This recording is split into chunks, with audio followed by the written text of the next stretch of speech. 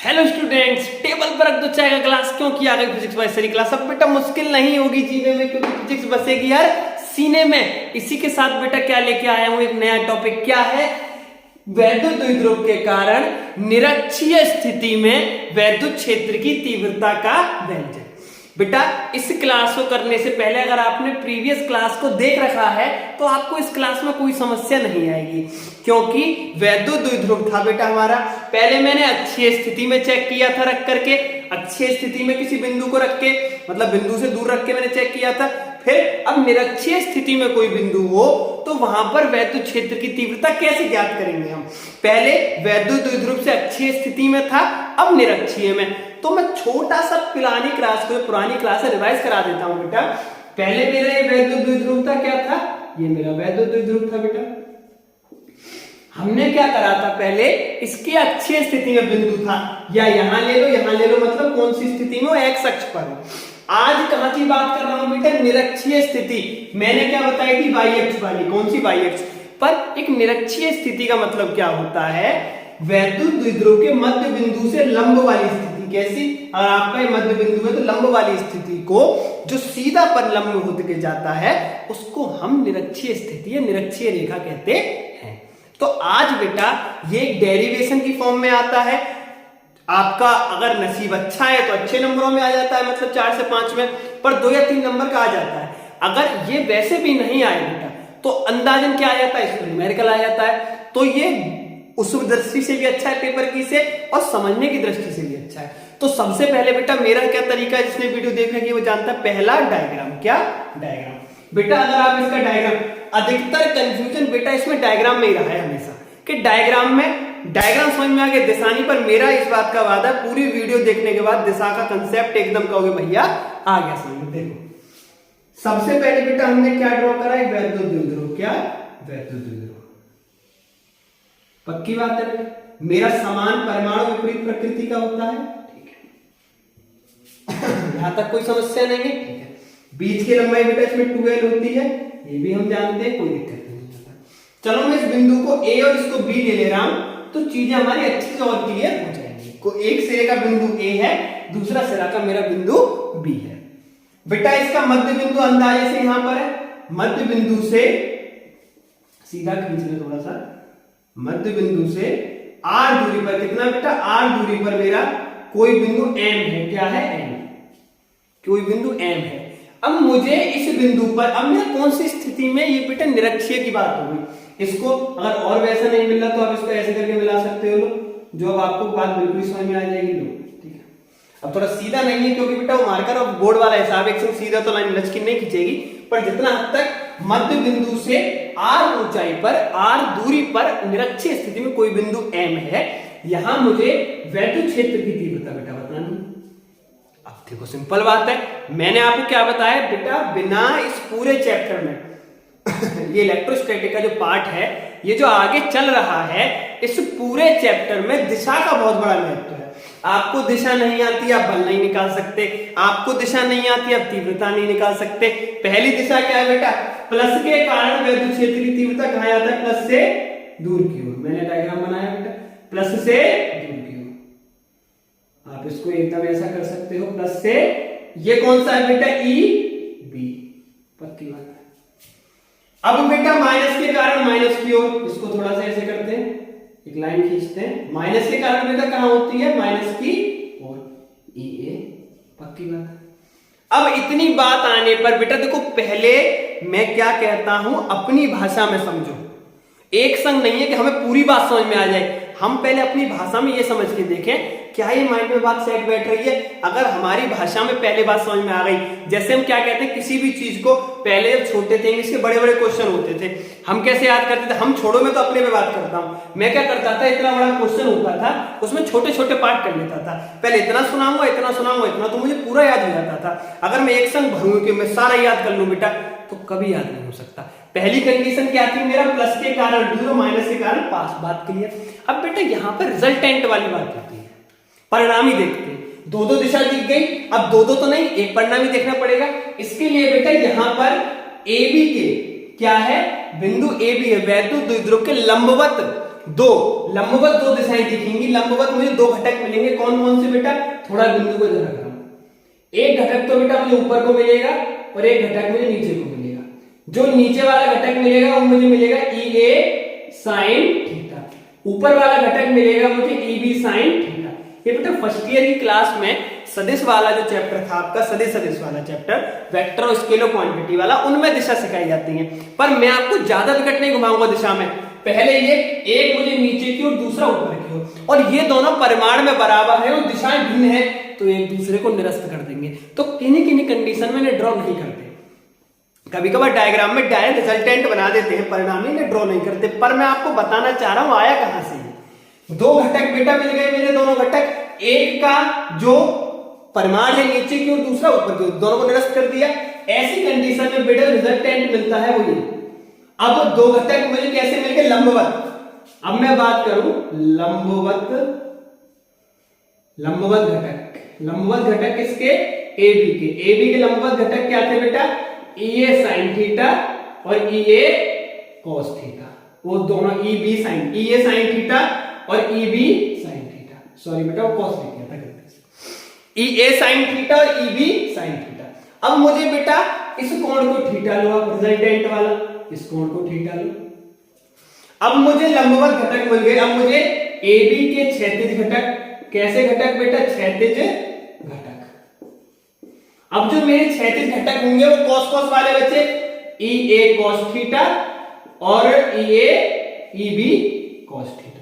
पर एक घटना देखने को मुझे बेटा यहां मिली, क्या, इन दो जो कॉस वाले घटक है इनकी दिशाएं इनकी तरह विपरीत नहीं है कि एक दूसरे के प्रभाव को निरस्त कर दें। तो ये क्या हो जाएंगे बेटा, अब परिणामी निकलेगा, परिणामी रिजल्टेंट निकालेंगे तो ई बराबर क्या निकलेगा, E A cos theta E B cos theta. बेटा ये रिजल्टेंट निकलता है परिणामी, ये वाला जिसमें मैंने एंगल बना रखा है, इसे मैं आर से दिखा दे रहा हूं रिजल्टेंट। सबसे पहले यदि बेटा इसमें दिशा का बात क्लियर हो गई तो कोई कठिन बात है नहीं। सबसे पहले क्या करा था बेटा, मेरा प्लस के कारण दूर गया, माइनस के पास आया। दो मुझे लंबवत घटक मिले, E A sine theta E B sine theta. पर बात क्या थी बेटा इन दोनों घटकों में, ये दोनों घटक विपरीत थे। कैसे थे, विपरीत, और परिमाण में बराबर दिशा। तो दोनों क्या हो गए, परिमाण में बराबर थे, दिशा विपरीत थी, निरस्त कर दिए। अब यही जो मुझे क्षैतिज घटक मिले इसके, ई A cos theta E B, E A cos theta और ई बी कॉस थीटा, ये दिशा समान होने के कारण बेटा जुड़ गए। अब मुझे इससे तो मतलब नहीं, क्योंकि इन्होंने तो एक दूसरे के प्रभाव नष्ट कर दिया, क्या कर दिया, प्रभाव नष्ट कर दिया। अब इससे मतलब है, अब मेरा रिजल्टेंट क्या आया, E A cos theta E B sine theta. आप इस बात को बेटा बोर्ड से उतार सकते हो। और मेरी बात सुनो, ज्यादा बेकर अडरम झडरम ना पल्ले पड़े बेटा। तो सबसे सीधी बात है, एक लकीर जो यो और एक खींच दे रही है बेटा, ये वाली मेन लकीर है, मेन। आपकी कहानी एकदम क्लियर। पर प्रयास करो, बार बार वीडियो देखोगे आपके समझ में आएगा ना भैया ने क्या बात कही। ज्यादा विकट मैं भी नहीं लेके जाता, डीप लेके जाऊं, मुझे पता है। देखो बेटा सिलेबस अथाह होता है, बोर्ड में कितना कराना है, कितना पढ़ाना है, ये बात डिपेंड करती है। आपने देखा होगा अक्सर कभी कभार किसी टेस्ट के लिए मत का पढ़ लेते हैं, पर उतना नहीं आता जितना आपको बोर्ड प्रेफर करेगा। बोर्ड में जितना पेपर उस पैटर्न पे हम लोग आपको पढ़ाई कराएंगे। करने को तो बहुत आगे तक होता है, पर उतना ही प्रयास करता हूं जितना आपके बोर्ड के लिए जरूरी है। तो इससे बेटा कम से कम आप क्या सीखे होंगे, दिशा को बनाना। पक्की बात है। अब सबसे पहले बेटा आप इसे उतार लो, या जो बच्चे फोटो लेना चाहते हैं वो बच्चे इसका स्क्रीनशॉट ले सकते हैं। उम्मीद है ये आपको एकदम क्लियर दिख रहा होगा। आप इसका स्क्रीनशॉट ले सकते हैं अच्छे से, आप इसे उतार सकते हैं बेटा, बढ़िया। अब मैं क्या करता हूं, इसे थोड़ा सा मिटा दे रहा हूं बेटा। मुझे अब किससे काम है, इससे कोई काम नहीं है मेरा परिणामी मुझे मिल गया, इसको कोने में रखे रखो। अब मेरा इस चीजों से ज्यादा नहीं, मैंने मिटा दिया बेटा। अब सबसे पहले देखो बेटा, जो वैद्युत क्षेत्र की तीव्रता, अब मुझे तो एक दिशा मिल गई, क्या मिल गई बेटा, मेरा आंसर किससे आना है, E A cos theta plus E B cos theta, B बन जाए कॉस थीटा लो, ई ए कॉस थीटा और ई बी कॉस थीटा से। अब मैं क्या करता हूं बेटा, मुझे पहले इनके मान तो निकालने पड़ेंगे। मुझे ये तो पता पड़ गया मेरा रास्ता क्या, मंजिल क्या, सब पता पड़ गई। अब उस मंजिल पे चलना कैसे, ये तो पता पड़े। कैसे पता पड़ेगा, ई ए और ई बी से। अब ई ए कैसे निकालना है मुझे, अब बेटा ये कैसा आवेश है, बिंदु आवेश। कैसा आवेश है बेटा, बिंदु आवेश। कैसा आवेश है बेटा, ये बिंदु आवेश है। अब बिंदु आवेश जब हमारा है तो मुझको क्या पता करना है, वैद्युत क्षेत्र की तीव्रता। अब मैं सबसे पहले इसके लिए बताऊंगा, तो बेटा एक दूरी नाम का भी शब्द होता है, दूरी तो पता होनी चाहिए, यहां से यहां तक की डिस्टेंस कितनी है। और आप लोग बहुत होशियार हो, कैसे, ये मैंने करा आधा, तो मेरा ये भी एल और बेटा ये भी एल। डायग्राम में ना दिखे उससे फर्क नहीं है, मेरी भावना को समझना, ये आधा है, क्योंकि बार बार मिटा के बनाऊंगा तो बेटा दिक्कत आ जाएगी, चीजें बिल्कुल डिस्टर्ब हो जाएंगी, हम मोबाइल से बनेगी ना वीडियो। तो भावना को समझने से क्या मिला कि ये आधा है, तो ये भी है, ये भी है, ये मेरा आर है, आधार मिल गया, लंब मिल गया। और ये बात बेटा छठी से आ जाती है पाइथागोरस वाली, क्या होती है, कर्ण निकालने के लिए ऐसे ऐसे कर देते हैं। तो हमें क्या मिल गया बेटा, कर्ण मिल गया, क्या मिला यहाँ से, कर्ण। अब मुझे दोनों दूरी मिल गई, यहां से यहां तक की भी, यहां से यहां तक की भी। अब मैं फट से ये भी निकाल सकता हूं। सबसे पहले क्या निकालूंगा बेटा, किसका मान, ई ए का, किसकी वैल्यू निकालूंगा, इसको थोड़ा यहां पे लिख लेना, वो छोटे से दिक्कत ला रहा है बेटा। सबसे पहले किसकी वैल्यू निकालेंगे, ई ए की, क्या होगी 1/4 पाई एप्सिलॉन नॉट, क्या होगी Q upon r square. R कितना है बेटा ये, तो इसका स्क्वायर लगा दो, आर स्क्वायर एल स्क्वायर का होल स्क्वायर। बेटा देखो अत की थ्योरी, देखो हम इसमें बिना बात के थ्योरी का, अगर हमारे समझ में कंटेंट आता है तो थ्योरी बेटा आगे आगे बनती है। थ्योरी तो इतनी बड़ी बन जाएगी, इस पे कुछ नहीं, मेन बात डायरेक्शन और कंटेंट समझ में हमारे आना चाहिए। तो ये मेरा ई ए मिल गया, तो ई ए को सॉल्व करूंगा बेटा, क्या मिल जाएगा 1/4 pi epsilon nought Q upon r square plus l square, क्योंकि अंडर रूट से बेटा ये वाला जो रूट है पूरे से 2 ये हट गया, पावर 1/2 होती है, 2 कट गए। अब सेम बेटा मैं ईवी निकालूंगा, ईवी वो भी मुझे 1/4 pi epsilon nought Q upon r, r भी इसके लिए सेम ही है, तो under root r square l square का होल स्क्वायर। अब बेटा बाद में मुझे क्या मिलेगा 1/4 pi epsilon nought Q upon r square plus l square. जैसे मेरे को ये समीकरण 1 मिल गया, ये समीकरण 2 मिल गया, समीकरण 1 और समीकरण 2 मिल गए। अब यहां से मुझे मेन बात क्या क्या मिल गई, ये मिल गया, ये मिल गया, और मुझे बेटा ये तो पता ही है। अब बताओ डेरिवेशन में कठिन बात थी। अब बात करते हैं बेटा इसकी थ्योरी की, क्योंकि थोड़ा बहुत तो पेपर में हमें लिखना भी तो पड़ता है, ऐसा नहीं है कि डायरेक्टली चुपका के आ जाए, इसे लिखना भी पड़ेगा। उसके लिए क्या है, माना कोई, देखो मैंने बेटा जीवन भर, चाहे मैं ऑफलाइन पढ़ाऊं चाहे मैं ऑनलाइन पढ़ाऊं, पेट से कुछ नहीं बनाता, जितना मैं डायग्राम बनाया होता हूं उसी बात से सिखाता हूं। ऐसा नहीं कि पेट से थ्योरी बना रहा हूं, कभी नहीं, जितना बोर्ड पे दिख रहा है तो उसी से बताऊंगा। माना कोई 12 लंबाई का वैद्युत द्विध्रुव है, चाहे आप देखो यहां लिख सकते हो, माना कोई 12 लंबाई का वैद्युत द्विध्रुव है, जिसके मध्य बिंदु से आर दूरी पर, कितना आर दूरी पर निरक्षीय स्थिति में कोई बिंदु एम है, क्या है, एम है। बेटा मैंने से पहले स्टार्टिंग में एम लिया था ना, मेरा एम तो ढको बेटा, मैंने एम लिया था, एम है जहां वैद्युत क्षेत्र की तीव्रता ज्ञात करनी है, जहां वैद्युत क्षेत्र की तीव्रता ज्ञात करनी है। पक्की बात है मेरी बेटा। जितना देखो मैं आपको बताऊं, अगर कंसेप्ट क्लियर है तो थ्योरी बड़ी बात नहीं है, और लिख करके बता रहा हूं कंसेप्ट में जान नहीं है तो रटते रटते थ्योरी है, थ्योरी याद हो ही नहीं सकती बेटा। ये मानक लंबाई का वैद्युत द्विध्रुव है, जिसके मध्य बिंदु से आर दूरी पर निरक्षीय स्थिति में, हमें ऊंचाई नहीं बोलनी, दूरी बोलो, समझ जाएगा वो टीचर, किसमें, जो कॉपी चेक करते हैं वो टीचर बेटा समझ जाते हैं।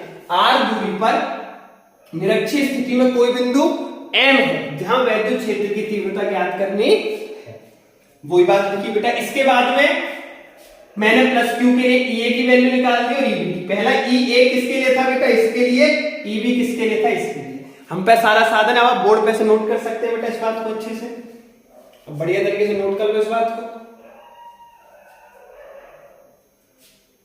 अब आपने नोट कर लिया हो तो बेटा ठीक है। देखो अब हमारा मतलब है, अब डायग्राम से नहीं, इतनी बात से हमारा मतलब है बेटा। अब यहाँ एक छोटी सी बात हो है, थ्योरी को यहां से मिटाते हैं, नोट कर लेना बेटा। अब देखो लाला एक बात, अब बेटा cos थीटा बनेगा, cos थीटा। आप अगर यहां से इसको थीटा लेते हैं, cos थीटा हमसे चिल्ला चिल्ला के क्या कहता है बेटा, आधार बटे कर्ण, आधार बटे कर्ण, हमारा मान cos का। अब देखो हमने cos का मान भी निकाल लिया, ये भी निकाल लिया, डायग्राम आपके समझ में आ ही गया। अब समस्या किस बात की आ रही है, आपको समस्या वाली बात नहीं, अब डायग्राम को हम मिटा दे रहे हैं। अब डायग्राम को आप अंतिम बार और देखें यहाँ पे, फिर इसको अब हम डायग्राम करने वाले, क्योंकि बेटा बड़ा बोर्ड नहीं है, ये भी तो सॉल्व कराना है। फिर कैसे करेंगे, इसे खत्म करते हैं। देखो अच्छा तो नहीं लग रहा मिटाने में, अच्छा बना डायग्राम, फिर भी बेटा मिटाना तो पड़ेगा, क्योंकि लगाव किसी भी वस्तु से ज्यादा अच्छा नहीं होगा। अब देखो हमारे पास कितने बार है, अब देखो इसको माना समीकरण 1 2 3, अब इसे मान लो समीकरण है, इसे मान लो अब समीकरण P तो बेटा लास्ट में उसे मानेंगे, इसे मान लो समीकरण R। क्या ले रहे हैं हम, समीकरण 1 2 3 तथा R से इन सब का मान इसमें, तो E बराबर, E का मान कितना है बेटा, सबसे पहले क्या करो, cos थीटा कॉमन ले लो, कहानी खत्म करो। अभी रख देंगे, अभी इस स्टेप को कर लेंगे cos थीटा। ये दोनों परिमाण में बराबर है, जब दोनों परिमाण में देखो ये इसका मान भी यही आ रहा है, इसका मान भी यही आ रहा है, तो यहाँ पे मैं 2e यही ना कर दूं, ये cos थीटा। इस स्टेप को चलो मत लिखो समीकरण वाले को, एक बार में हमने कर दिया, थोड़ा छोटा कर दिया, तो 2e cos थीटा आ गया। बेटा e का मान कितना है, समीकरण 1 से लगा दो, समीकरण 1 से पूरा ये बना दो, इसे ये गलत बनना, ये मिट गया थोड़ा सा। समीकरण 1 से ये का मान रखने पर, अब मान रखोगे तो बेटा क्या निकल के आएगा, 2 × 1/4 pi epsilon nought q upon r square plus l square. बेटा cos थीटा का हमारा मान कितना है, cos थीटा है हमारा l अपॉन अंडर रूट के अंदर r स्क्वायर प्लस l का होल स्क्वायर। इतनी बात यहां तक क्लियर है आपकी, ठीक है बेटा। अब हम इसको मिटा देते हैं, इसका कोई काम नहीं है। अब देखो इसका भी कोई काम नहीं है, मान लग गया, अब इसका भी कोई काम नहीं है, लो सब का काम खत्म, क्योंकि जितनी ज्यादा चीजें आपस में दिखेंगी उतना डिस्टरबेंस पैदा होता है। अब बेटा आगे इसका खेल देखो, अब E बराबर 1/4 पाई एप्सिलॉन नॉट, इससे को इसको देखो बेटा, मैंने q × 2l कर लिए, q × 2l, क्योंकि अब मल्टीप्लाई में तो है, देखो 2 गुणा 3 गुणा 5 है, इसको 5 गुणा 3 गुणा 2 लिख दो, या 3 गुणा 5 गुणा 2 लिख दो, बात तो सेम आएगी, ऐसी मैंने गुणा में आगे पीछे कर लिया। अब बात आई नीचे वाली बेटा, तो r square plus l square, पूरे पे पावर 1 है, और दूसरा बेटा जो r square plus l square है, इस पर पावर कितनी है, 1/2, क्योंकि रूट में जो पावर होती है उसका मान 1/2 होता है। अब इसे मिटाओ। अब बेटा यहां देखो, चूंकि हम क्या बात जानते हैं, q × 2l मिलके क्या बनता है, मैंने एक बार बताया था, वैद्युत द्विध्रुव के दोनों आवेशों में से किसी एक आवेश को ले लो और बीच की दूरी का गुणा ठोक दो। किसकी दूरी का बेटा, बीच की दूरी का, तो क्या बनता है हमारा वैद्युत द्विध्रुव आघूर्ण। ये क्या बन गया, P, इसको कहते हैं वैद्युत द्विध्रुव आघूर्ण। पक्की बात है बेटा। अब वैद्युत द्विध्रुव आघूर्ण बन गया, इसलिए E बराबर 1/4 पाई एप्सिलॉन नॉट, इसकी जगह क्या आ जाएगा बेटा, P। अब ये 1 और आधा आप लोग जोड़ने में मुझसे ज्यादा मायने, 3/2। मैंने बेटा पिछले डेरिवेशन में भी क्या करवाई थी एक बात, R आपका बहुत बड़ा है, बहुत बड़ा है, बहुत बड़ा है, किससे, L से। वही एग्जांपल दोबारा दूंगा। रास्ते में बेटा आप जा रहे हो, क्या जा रहे हो, आपको 2 लाख रुपए पड़े हुए मिल गए, बगल वाले ने भी देख लिया, आपने भी देख लिए, आप उठा के भट्ट से भागे एक संग के, मैं ही लेके लपक लूं इस रुपए को। जैसे ही आप रुपया लेके भागे, आपकी जेब से 10 का नोट नीचे गिर गया। अब आप बताओ, पीछे आदमी डंडा लेके भाग रहा है, क्या रुकोगे 10 का नोट रोकने के लिए? बेटा बिल्कुल नहीं उठाओगे 10 का, 10 छोड़ो 10,000 गिर जाएंगे तो भी नहीं उठाओगे, क्योंकि बाकी तो लेके भाग ही रहे हो।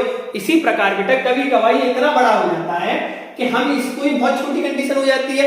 अब मैं क्या करूं, 0.1 है, ये तो है छोटा, इसका स्क्वायर लगा दूं बेटा, ये और छोटा हो गया फिर। तो इसलिए क्या करेंगे, चूंकि ऐसा, इसलिए L स्क्वायर को छोड़ने पर यही बात है बेटा। ये एक प्रकार का लाइफ का भी संदेश है। एक बहुत अच्छी चीज के सामने हम कम सस्ती या बेकार चीज को हम क्या कर सकते हैं, छोड़ देते हैं। आपके अंदर जब तक ये कहने वाली बात है बेटा, एक कहावत जानते हैं, उगते सूरज को सलाम होता है। जब सूरज बेटा उगता है, क्या होता है, जब सुबह सुबह आता है तो सलाम भी होता है, नमस्कार भी होता है। जब ढलता है तब नहीं होता, इसलिए उगते सूरज को सलाम होता है। यही बात है, अगर आपके तरीके और आप नई नई चीजें प्रस्तुत कर सकते हैं तो चीजें मेंटेन है, वरना चीजें मेंटेन नहीं रहती, वो आपको छोड़ करके चीजें आगे निकल जाएंगी। इसी प्रकार हम बेचारे इसको छोड़ करके आगे निकल गए। यहां तक तो इसका साथ हमारे संग्रह, दुख तो हमें हो रहा है जो छोड़ के आगे निकले, पर कोई बात नहीं होता, दुख तो थोड़ा बहुत लाइफ में होता ही है, ऐसी कोई दिक्कत नहीं है। छोड़ देंगे तो बेटा क्या बनेगा, अब देखो इसे छोड़ने पर क्या बना हमारा, E बराबर 1/4 पाई एप्सिलॉन नॉट, ये बेटा P, ये R स्क्वायर की पावर 3/2, क्योंकि ये तो छोड़ दिया हमने, अब इसे हटा देंगे, 2 से 2 खत्म। तो E बराबर क्या आ गया, 1/4 pi epsilon not P upon R। बेटा ये हमारा हो गया एकदम, क्या हो गया बेटा, ये हमारा एकदम प्रूफ। अगर निरक्षीय स्थिति में वैद्युत क्षेत्र की तीव्रता वैद्युत द्विध्रुव के कारण पूछे तो हम इस बात को आंसर से करके एकदम आ जाएंगे। इतना बड़ा करने पर आपको 2-3 नंबर जितने का ही मिलेगा। मैंने फिर भी बताइए बेटा, ना डेरिवेशन कोई बड़ा ना कुछ बड़ा, ये इतना आसान सब्जेक्ट है, बशर्ते फिगर। आपका जितना ध्यान इसके डायग्राम पर जाएगा उतना ही ज्यादा आप इस चैप्टर को या इस किताब को अच्छे से कर पाओगे। एक कंडीशन और आ जाती है बेटा, यदि E डायरेक्टली प्रोपोर्शनल 1/R³ के हो तो E1/E2, मैंने उसमें भी कराई थी, R2 का Q और R1 का होल Q, कैंची गुणा मार दो बेटा, E1 R1 का Q, E2 R2 का Q, पक्की बात आ गई। यहाँ पे ऐसे लिख देते हैं, ये अच्छी स्थिति कंडीशन में आ जाता है जब कांस्टेंट की कंडीशन बन जाती है। कभी कभार सवाल में जिनके भी जानकारी देता है हम उसी के लिए इन बातों को एकदम अच्छे तरीके से निकालते हैं। आज आपकी क्लास थोड़ी सी शायद बड़ी हो गई हो, पर निरक्षीय स्थिति वाला क्लियर होता है। अगली में हम किसी भी स्थिति वाला करेंगे, फिर न्यूमेरिकल्स लेके आएंगे बेटा, क्योंकि न्यूमेरिकल्स भी जरूरी है। जो बच्चे पैटर्न वाइज क्लास कर रहे हैं, मुझे उम्मीद है उनके समझ में अच्छे से बातें आ रही होंगी। और कभी कभार थोड़ी दिक्कत है तो नंबर मेंशन रहता है, आप कमेंट में पूछ सकते हो, पर पहले वीडियो को अच्छे से देखो। जितना हमारा प्रयास होता है हम प्रयास करते हैं कोई समस्या कोई क्वेश्चन ना उठे, फिर भी उठ रहा है कमेंट बॉक्स में पूछो, नहीं तो बेटा नंबर मेंशन रखता हूं, नंबर पे पूछ सकते हो आप, हम बिल्कुल उस कॉल को उठाएंगे और आपको उस चीज को अच्छे से क्लियर करेंगे। इसी के साथ अब बेटा अच्छे से पढ़िए, सेफ रहिए, सुरक्षित रहिए।